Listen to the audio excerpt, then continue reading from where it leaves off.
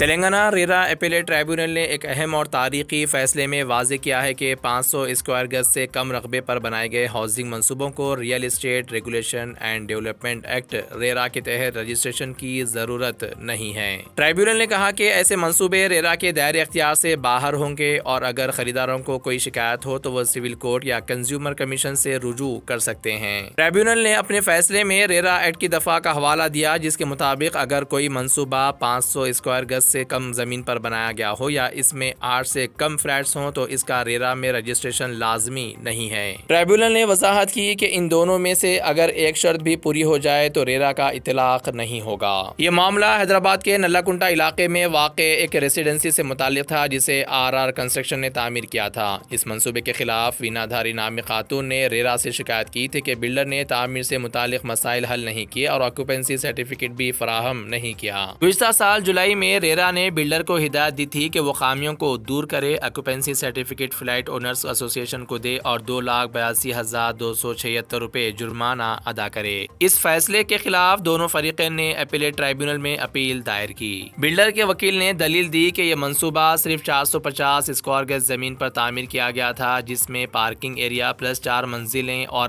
8 flats کی اجازت تھی اور تعمیر اسی اجازت کے مطابق کی گئی۔ وکیل نے یہ بھی کہا کہ دوسری اور چوتھی منزل میں کچھ تبدیلیاں کی گئیں جس کی وجہ سے یونٹس کی تعداد بڑھی لیکن زمین کا رقبہ 500 اسکوائر گز سے کم ہی رہا۔ دوسری جانب شکایت کنندہ کے وکیل نے کہا کہ اگرچہ زمین کا رقبہ کم ہے لیکن فلیٹس کی تعداد 10 ہو چکی ہے، اس لیے ریرا کے قوانین لاگو ہونی چاہیے۔ تمام دلائل سننے کے بعد ٹرائیبیونل نے فیصلہ کیا کہ چونکہ یہ منصوبہ 500 اسکوائر گز سے کم زمین پر بنایا گیا ہے اس لیے فلیٹس کی تعداد سے قطع نظر ریرا ایکٹ اس پر لاگو نہیں ہوگا۔ اس کے ساتھ ہی ٹرائیبیونل نے ریرا کا سابقہ حکم منسوخ کر دیا اور متاثرہ خریداروں کو مشورہ دیا کہ وہ اپنی شکایت کے ازالے کے لیے متعلقہ سول کورٹ یا کنزیومر کمیشن سے رجوع کریں۔ یہ فیصلہ ریئل اسٹیٹ شعبے میں ایک اہم نظیر مانا جا رہا ہے جس سے چھوٹے رہائشی منصوبوں اور خریداروں کے لیے قانونی راستہ واضح ہو گیا ہے۔ مزید خبروں کے لیے ہمارے چینل منصف نیوز 24x7 کو دیکھتے رہیے۔ اگر ویڈیو اچھی لگی تو لائک کریں، شیئر کریں اور چینل کو سبسکرائب کریں۔